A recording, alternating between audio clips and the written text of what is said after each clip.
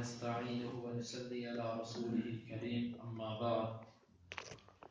باب وجوب القراءة للإمام والمأموم في الصلوات كلها في الحضر والسفر وما يجهر فيها وما يخافت.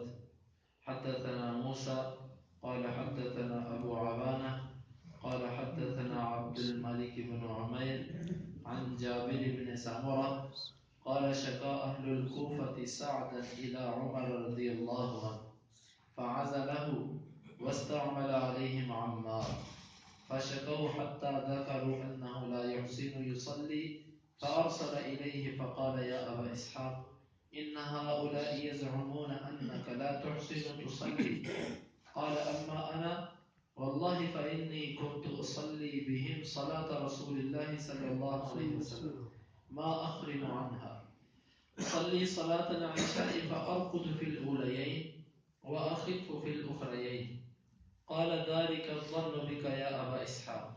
فأرسل معه رجلا أو رجالا إلى الكوفة فسأل عنه أهل الكوفة ولم يدع مسجدا إلا سأل عنه ويثنون عليه معروفا حتى دخل مسجدا لبني عبس فقام رجل منهم يقال له أسامة بن قتادة يكنى أبا سعدة قال أما إذ نشدتنا فإن سعدا كان لا يسير بالسرية ولا يستقيم بالسوية ولا يعدل في القضية. قال سعد أما والله لأدعون بثلاث اللهم إن كان عبدك هذا كاذبا قام رياء وسمعة فأطل عمره وأطل فقره وعرضه بالفتن. قال فكان بعد إذا سئل يقول الشيخ كبير مفتون أصابتني دعوة سعد. قال عبد الملك فأنا رأيته بعد قد سقط حاجباه على عينيه من الكبر وإنه لا يتعرض للجواري في الطرق يغمزهن. یہ باب ہے قرات کے واجب ہونے کے بارے میں امام اور مقتدی کے لیے تمام کی تمام نمازوں میں سفر اور حضر میں اور جس میں قرات بلند کی جائے یا جس میں آہستہ کی جائے سب کے سب میں قرات کے واجب ہونے کا یہ باب ہے. امام بخاری فرماتے ہیں کہ ہمیں بیان کیا موسیٰ نے, وہ کہتے ہیں ہمیں بیان کیا ابو عوانہ نے, اور وہ کہتے ہیں ہمیں بیان کیا عبد الملک بن عمیر نے, وہ جابر بن سمرہ رضی اللہ عنہ سے, وہ کہتے ہیں کہ کوفے والوں نے سعد رضی اللہ عنہ کی شکایت کی عمر رضی اللہ عنہ کی طرف, تو عمر رضی اللہ عنہ نے اس کو معزول کر دیا اور اس کی جگہ پر عمار کو امیر مقرر کر دیا. پس انہوں نے شکایت کی یہاں تک کہ انہوں نے یہ بھی ذکر کیا انہ لا یحسن یصلی کہ وہ نماز بھی صحیح نہیں پڑھتا, نماز بھی اچھی طرح نہیں پڑھاتے. تو عمر رضی اللہ عنہ نے اسحاق کی طرف پیغام بھیجا اور ان سے کہا اے ابو اسحاق ان هؤلاء يزعمون انك لا تحسن تصلی, یہ کوفہ والے گمان کرتے ہیں کہ تو نماز بھی صحیح نہیں پڑھاتا. تو وہ کہنے لگے اللہ کی قسم میں تو ان کو وہ نماز پڑھاتا ہوں جو رسول اللہ صلی اللہ علیہ وسلم کی نماز ہے, اس میں میں کچھ کمی نہیں کرتا. میں ان کو عشاء کی نماز پڑھاتا ہوں, پہلی 2 رکعتوں میں کھڑا رہتا ہوں, لمبا قیام کرتا ہوں, اور آخری 2 رکعتوں کو میں ہلکا رکھتا ہوں. عمر رضی اللہ عنہ فرمانے لگے ذالک الظن بک یا ابا اسحاق, تیرے بارے میں یہی گمان کیا جا سکتا ہے ابو اسحاق, تو ایسا ہی ہے. بس عمر رضی اللہ عنہ نے اس کے ساتھ سعد کے ساتھ ایک آدمی کو بھیجا یا زیادہ آدمیوں کو بھیجا کوفہ کی طرف. بس انہوں نے جا کر کوفے والوں سے اس سعد کے بارے میں سوالات کیے. انہوں نے وہاں کی کوئی مسجد نہیں چھوڑی, اس میں جاتے اور پوچھتے کہ سعد کیسا ہے, اس کے بارے میں سوال کرتے. یثنون علیہ معروفا, ہر مسجد والے اس پر اچھی تعریف کرتے کہ اچھا آدمی ہے. یہاں تک کہ جو بنی عبس کی مسجد تھی جب اس میں داخل ہوئے تو وہاں پر بھی یہ سوال کیا گیا کہ سعد کیسا ہے. تو ایک آدمی کھڑا ہوا ان میں سے, اس کا نام تھا اسامہ بن قتادہ اور اس کی کنیت تھی ابو سعدہ. وہ اٹھ کر کہنے لگا اچھا تم نے ہمیں واسطہ دے کر پوچھا ہے کہ بتاؤ سعد میں کیا کمی ہے, تو سنو پھر. کان لا یسیر بالسریہ, ایک تو یہ لوگوں کو جہاد پر بھیجتا ہے, خود ساتھ نہیں جاتا. ولا یقسم بالسویہ, اور مال کی تقسیم بھی انصاف کے ساتھ نہیں کرتا, برابری نہیں کرتا. ولا یعدل فی القضیہ, اور فیصلوں کے اندر انصاف نہیں کرتا. قال سعد رضی اللہ عنہ کہنے لگے اما واللہ لأدعون بثلاث، تو نے میرے اوپر 3 الزام لگائے، اللہ کی قسم میں تیرے اوپر 3 بد دعائیں کروں گا. اللہم ان کان عبدک ھذا کاذبا، اللہ اگر یہ تیرا بندہ جھوٹا ہے، قام ریا وسمعتا، یہ لوگوں کو دکھلانے کے لیے اور شہرت کے لیے کھڑا ہوا ہے، فاطل عمرہ، تو پھر اس کی تو عمر لمبی کر دے، واطل فقرہ، اس کی فقیری لمبی کر دے، وعرضہ بالفتن، اس کو فتنوں میں مبتلا کر دے.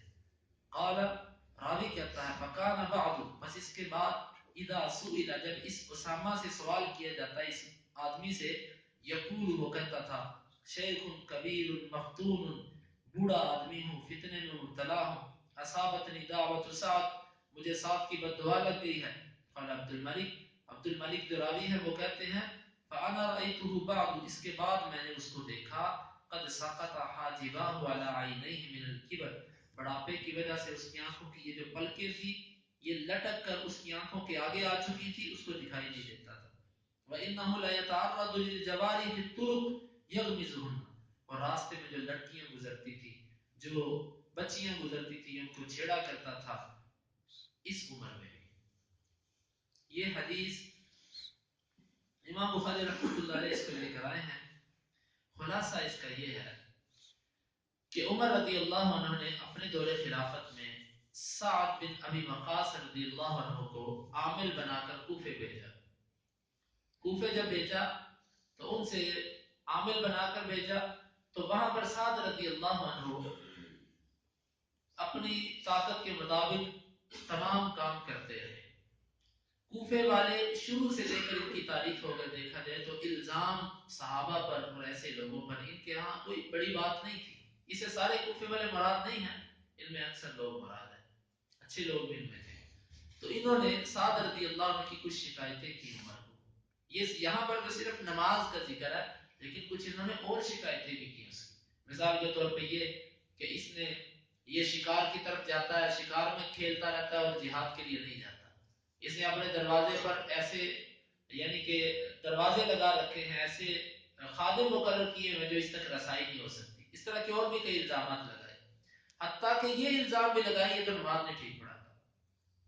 جب نماز کی باری آئی تو عمر رضی اللہ عنہ نے سعد رضی اللہ عنہ کو بھیجا. ان کی کنیت ابو اسحاق تھی. ان کو بلوایا اور کہا ابو اسحاق، یہ لوگ تیرے بارے میں گمان یہ کرتے ہیں کہ تو نماز ٹھیک نہیں پڑھاتا. تو سعد رضی اللہ، دوسری روایت کے لفظ ہے کہ کیا یہ عربی اور یہ دیہاتی مجھے سکھائیں گے نماز کیسے پڑھی جاتی ہے؟ میں نبی کا شاگرد، میں نبی کے ساتھ نمازیں پڑھنے والا، نبی کے پیچھے نمازیں پڑھنے والا، اور یہ میری غلطیاں نکال رہے. تو عمر رضی اللہ عنہ سے کہا کہ چلو اس طرح کرو. آپ نے ایک روایت کے مطابق محمد بن مسلمہ اور ایک اور شخص کو ان کے ساتھ بھیجا کہ جاؤ کوفے جا کر تحقیق کر کے آؤ. جب کوفے گئے تو کوفے کی ہر مسجد کے اندر سعد رضی اللہ عنہ گئے. سعد عمر رضی اللہ عنہ کے قاضی تھے، وہ ہر مسجد میں جا کر پوچھتے کہ سعد کیسا انسان ہے. تو وہ سب کے سب اچھی تعریف کرتے کہ بہت اچھا انسان ہے، بہت نیک انسان ہے. تو اس وقت ایک مسجد میں گئے جو بنو عبس کی مسجد تھی. اس مسجد میں جب گئے تو ایک شخص کھڑا ہوا، یہ اس کا نام اسامہ تھا اور اس کی کنیت ابو سعدہ تھی. اسامہ بن قتادہ اس کا نام. تو اس نے کہا اچھا تم نے صاحب کے بارے میں اگر ہم سے واسطہ دے کر پوچھا کہ سچ بتاؤ کہ اس میں کیا کمی ہے، تو چلو میں پھر بتا ہی دیتا ہوں. یعنی کہ بڑے انداز سے بولا، مکاری کی اس نے کہ میں نے بتانا تو نہیں تھا لیکن تم نے بڑا واسطہ دیا اس لیے اب میں بتاتا ہوں. صاحب کے اندر 3 خرابی ہیں. ایک تو یہ جہاد کے لیے لوگوں کو کہتا خود ساتھ نہیں جاتا. دوسرا یہ ہے کہ یہ مال کی تقسیم میں برابری نہیں کرتا. اور تیسرا یہ ہے کہ یہ لوگوں کے اندر انصاف نہیں کرتا. فیصلہ آتا ہے تو اس میں انصاف نہیں کرتا. سعد رضی اللہ عنہ بڑے حلم والے، اور آپ کو معلوم ہے یہ عشرہ مبشرہ میں سے بڑے عظیم صحابی ہیں. اور ان کے بارے میں نبی صلی اللہ علیہ وسلم نے جنگ بدر کے موقع پر دعا کی تھی کہ اللہ سعد کی دعا کو قبول فرما. اسی لیے شارحین نے لکھا جنگ بدر کے بعد سعد مستجاب الدعوات تھے، جو بھی دعا کرتے تھے اللہ قبول کرتے تھے. بس اس کی بدبختی کہ اس نے سعد رضی اللہ عنہ عظیم صحابی پر الزام لگایا. تو سعد رضی اللہ عنہ کھڑے ہوئے کہنے لگے اللہ اس نے میرے اوپر 3 تہمتیں لگائی، میں اس کو 3 طرح کی بد دعائیں دیتا ہوں. سب سے پہلی، اور دیکھو سعد رضی اللہ عنہ کا عدل و انصاف، یہ کہا کہ اللہ اگر یہ جھوٹا ہے، غصے میں آ کر بھی انصاف ہاتھ سے نہیں چھوڑا، بلکہ یہ کہا اگر یہ جھوٹا ہے، اگر سچا پھر نہیں، اگر یہ تیرا بندہ جھوٹا ہے، ریاکاری کے لیے کھڑا ہوا ہے، لوگوں کو دکھانے کے لیے کھڑا ہوا ہے، پھر اس کو 3 قسم کی سزاؤں میں مبتلا کر۔ ایک، اس کی عمر لمبی کر دے، لمبی عمر سے رسول اللہ صلی اللہ علیہ وسلم نے پناہ مانگی ہے، ایسی عمر کے جس میں بندہ محتاج ہو جائے، اس میں پناہ مانگی ہے۔ وَأَعُوذُ بِكَ مِنْ أَنْ أُرَدَّ إِلَىٰ أَرْذَلِ الْعُمُرِ، بڑھاپے والی عمر، رذیل ترین عمر، ذلیل عمر کے جس میں انسان محتاج ہو جائے، کھا پی نہیں سکتا، باتھ روم میں نہیں جا سکتا، ان محتاجگی والی عمر سے اللہ کے رسول نے پناہ مانگی۔ اللہ ایک تو اس کی عمر لمبی کر دے، وَأَطِلْ فَقْرَهُ، اس کی فقیری بڑھا دے، لمبی کر دے اس کی فقیری، فقر بڑھا دے اس کا۔ اور تیسرا، اس کو فتنوں میں مبتلا کر دے۔ یہ 3 طرح کی بددعائیں کی۔ راوی کہتا کہ میں نے اس کو دیکھا، بڑھاپے کا عالم یہ تھا کہ آنکھوں کی یہ جو پردے ہوتے ہیں، یہ پردے یہ اس کے لٹک کے یہاں تک آ چکے تھے کہ اس کی آنکھوں سے اس کو کچھ دکھائی نہیں دیتا تھا۔ پردے ایسے اٹھائے تو دیکھ سکے، لیکن یوں اتنے لٹک چکے تھے وہ دیکھ نہیں سکتا تھا۔ اور ساتھ یہ فرمایا کہ دوسرا اس کا مسئلہ فتنوں والا، فقیری کا یہاں پر ذکر نہیں کیا گیا، دوسرا مسئلہ تھا فتنوں کا۔ اب فتنوں کی کیفیت یہ تھی کہ اس عمر میں لڑکیاں گلی سے گزرتی، لوڈیاں گلی سے گزرتی تو یہ کچھ چھیڑا کرتا تھا۔ تو یہ، اور جب اس کو کوئی پکڑتا کہ تو شرم کر، اپنی عمر دیکھ، تو آگے سے کہتا 7 کی بددعا لگی ہوئی ہے۔ تو یہ حدیث ہے، یہ واقعہ ہے۔ اب اس حدیث سے چند باتیں معلوم ہوئی۔ سب سے پہلے تو اس میں صحابہ کا مقام معلوم ہوتا ہے۔ تو جو صحابی پر یہ الزام لگائے کہ اس نے خیانت کی، اس لیے بزدل ہے، کیونکہ ساتھ پر اس کے 3 الزامات ہیں۔ ایک تو جہاد پر نہیں جاتا یعنی کہ بزدل ہے، دوسرا انصاف نہیں کرتا یعنی کہ مال میں خائن ہے، اور تیسرا فیصلے درست نہیں کرتا یعنی کہ عادل نہیں ہے، عدالت نہیں ہے اس کے پاس۔ تینوں الزام بڑے سخت ہیں، لیکن 3 الزامات میں سے کوئی ایسا الزام نہیں تھا کہ یہ دائرہ اسلام سے خارج ہو گیا، یہ مرتد ہو گیا، ایسا کوئی نہیں تھا۔ اس کے باوجود اس بندے کا یہ حال ہوا جس نے صحابی پر 3 الزام لگائے، اللہ نے دنیا میں اس کو عبرت بنا دیا۔ اور جو نبی کے صحابہ پر یہ کہے کہ نعوذ باللہ سب کے سب مرتد ہو گئے تھے، سب کے سب دین سے نکل گئے تھے، نبی کے بعد سب مل گئے تھے، اس بندے کا آخرت میں انجام کیسا ہوگا؟ انشاءاللہ اللہ تعالیٰ اس کو آخرت میں عبرت بنائے گا۔ تو نبی کے صحابہ پر جب بندہ زبان کھولے گا، اللہ تعالیٰ یا تو اس کو دنیا میں ذلیل کرتے ہیں، اور یا اللہ تعالیٰ اس کو آخرت میں۔ اور اللہ نے ان لوگوں کو دنیا میں بھی ذلیل کیا ہوا ہے جو اپنے ہاتھوں سے پٹتے جا رہے ہیں، اور آخرت میں اللہ تعالیٰ نے ان کے لیے ایک انجام رکھا ہوا ہے۔ دوسری بات یہ معلوم ہوئی کہ عمر رضی اللہ عنہ کا عدل، عمر رضی اللہ عنہ کا عدل دیکھیے کہ عامل کی شکایت آئی ہے، اور یہ عامل وہ ہے جو عمر رضی اللہ عنہ کی شورا کا آدمی تھا۔ یہ ان لوگوں میں سے ہیں کہ جن کے 6 کے نام عمر رضی اللہ عنہ نے پیش کیے تھے کہ میرے بعد ان میں سے کسی کو خلیفہ بنا، یہ ان میں سے ہیں 7 اتنے عظیم انسان۔ تو جب ان پر بھی الزام لگا تو عمر رضی اللہ عنہ نے تحقیق کے لیے بندے بھیج دیے کہ جاؤ اس کی تحقیق کر کے یہ بات ٹھیک ہے کہ غلط ہے۔ اس سے معلوم ہوا ایک حکمران کو چاہیے، ایک عامل کو چاہیے، ایک ادارے کے محتمم کو چاہیے کہ جب الزام لگے تو اس کی پوری تحقیق کروائے، اگرچہ جس پر الزام لگا وہ جتنا مرضی پاک صاف اور نیک انسان، اب 7 کتنے عظیم انسان تھے، لیکن عمر رضی اللہ عنہ نے تحقیق کے لیے بندے بھیج دیے ساتھ۔ اور یہ بات بھی معلوم ہوئی کہ بعض دفعہ کسی مصلحت کے تحت جب اعتراض ہو جائے تو پھر کسی کو اس جگہ سے ہٹایا جا سکتا ہے۔ اب عمر رضی اللہ عنہ نے 7 کو معزول کر دیا، اس وجہ سے معزول نہیں کیا کہ 7 نعوذ باللہ خائن تھے، بلکہ اس لیے کیا کہ جب ان لوگوں نے اتنی جرت کر دی ہے کہ 7 پر الزامات لگا دیے تو پھر اب مناسب نہیں ہے اس کو وہاں پر رکھنا، کیونکہ جب امام اور مقتدی کے درمیان، حاکم اور رعایا کے درمیان ایسی چکرش جب شروع ہو جائے، پھر بدگمانیوں کے دروازے کھل جاتے ہیں، پھر اختلافات کے دروازے کھل جاتے ہیں، پھر اتفاق اور اتحاد کی فضا قائم نہیں رہتی۔ تو عمر رضی اللہ عنہ نے اس مصلحت کے تحت سعد رضی اللہ عنہ کو اپنے پاس بلا لیا، اور اس کی عمر نے وضاحت بھی کی تھی کہ اس 7 کو میں نے خیانت کی وجہ سے معزول نہیں کیا تھا۔ جب آپ نے اس 7 کا نام اس شورا میں پیش کیا تھا کہ میرے بعد ان 6 بندوں میں سے کسی کو بنا لو حکمران، تو اس وقت عمر رضی اللہ عنہ نے کہا تھا کہ 7 کو میں نے جو معزول کیا تھا وہ خیانت کی وجہ سے نہیں کیا تھا، وہ تو کوفیوں کی نشکری کی وجہ سے کیا تھا کہ تمہیں اتنا عظیم انسان دیا تم نے اس کی قدر نہیں کی۔ تو یہاں سے یہ بات بھی معلوم ہوئی کہ اگر کوئی بندہ دنیا پر الزام لگائے تو جواباً اس پر بددعا کی جا سکتی ہے، اس طرح کہ سعد رضی اللہ عنہ نے اس پر بد دعا کی، اور بد دعا کرتے وقت بھی عدل و انصاف کا پہلو نہیں چھوڑا، یہ کہا اللہ اگر یہ جھوٹا ہے تو اس کے اوپر یہ عذاب مسلط کر دے، اگر یہ جھوٹا نہیں ہے پھر نہیں۔ فطروں میں مبتلا ہونے کا اس کے دو تین معاملات آتے ہیں، ایک تو یہ عورتوں کو چھیڑتا تھا یہ شخص، اور دوسرا اس کا فتنہ یہ تھا کہ جو فتنہ اٹھا تھا خروج کا جس میں قتل و غارت عام ہوئی تھی، اس میں یہ قتل ہو گیا تھا یہ شخص، طرح طرح کے زندگی کے فتنوں کے اندر یہ بندہ مبتلا ہو گیا۔ تو اندازہ کیجئے کہ عورتوں کو چھیڑنا، غیر محرموں کی طرف دیکھنا، یہ تو ایک فتنہ ہے، اور یہ بد دعا سعد کی کس کو لگی تھی؟ جس نے سعد رضی اللہ عنہ پر الزام لگائے تھے۔ تو آج ہمیں بھی اپنے آپ کو دیکھ لینا چاہیے، اگر ہمیں بھی ایسی دل میں خواہش ہے کہ جاتی ہوئی لڑکیوں کو دیکھیں، بیگانی عورتوں کے چہروں کو دیکھیں، حالانکہ حاصل کچھ بھی نہیں ہوتا دیکھنے سے، بندہ سوچے ذرا، ایک جا رہی ہے وہ آپ کی تو نہیں ہے، کسی کی امانت ہے، کسی کی بیٹی ہے، کسی کی بننے والی بیوی ہے، آپ کا اس سے کیا تعلق؟ دیکھ کے ایسے دل کو پریشان کرنے والی بات ہے، یا تو دیکھنے سے آپ کو مل جائے پھر تو دیکھو، جب ملنی بھی نہیں، وہ اڑتا ہوا ایک پنچھی ہے، تو آپ اس کو دیکھ کے کیوں اپنا دل خراب کرتے؟ تو یہ ایک فتنہ ہے، فتنہ۔ اگر تو ہمیں یہ عادت ہے ان کو دیکھنے کی، ایسے معاملات کی، ان سے باتیں کرنے کی، بعض لوگ ہوتے ہیں انہیں اس چیز سے بڑی تسکین معلوم ہوتی ہے، بڑی تسکین حاصل ہوتی ہے ایسے باتیں کرنے سے، اگر تو یہ کیفیت ہمارے اندر ہے تو ہم فتنے میں مبتلا ہے، فتنے، یہ فتنہ ہے، فتنہ۔